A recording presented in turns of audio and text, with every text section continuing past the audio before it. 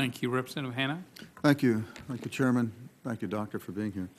You mentioned in your earlier verbal testimony that the Affordable Health Care Act, which is only now being enacted, had produced cost savings or cost cuts.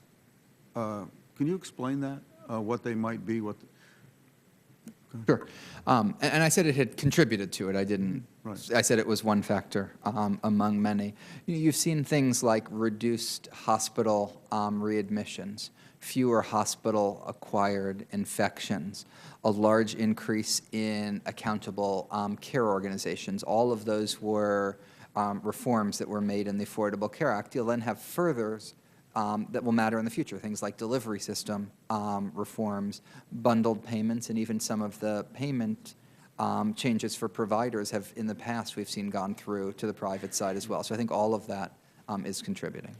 In October, the labor force participation rate was, I think, 62.8. It hasn't been that low since 1978.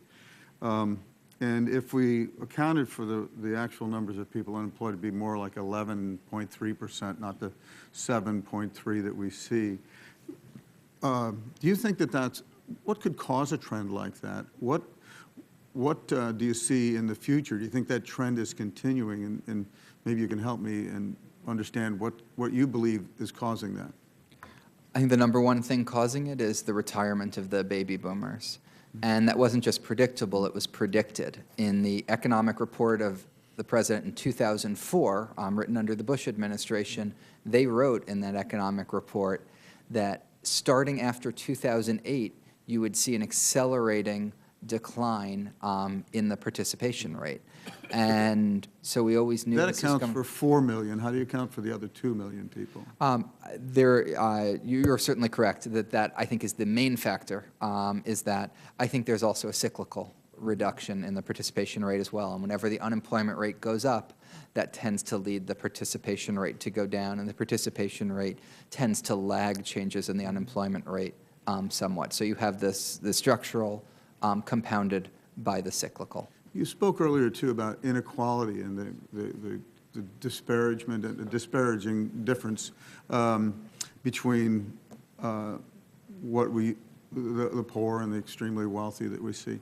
But a lot of what we've lost is really the middle class, which skews that in a way that it's not necessarily relevant how rich people are or how poor people are. It's the middle class, I think, that adds to that concern.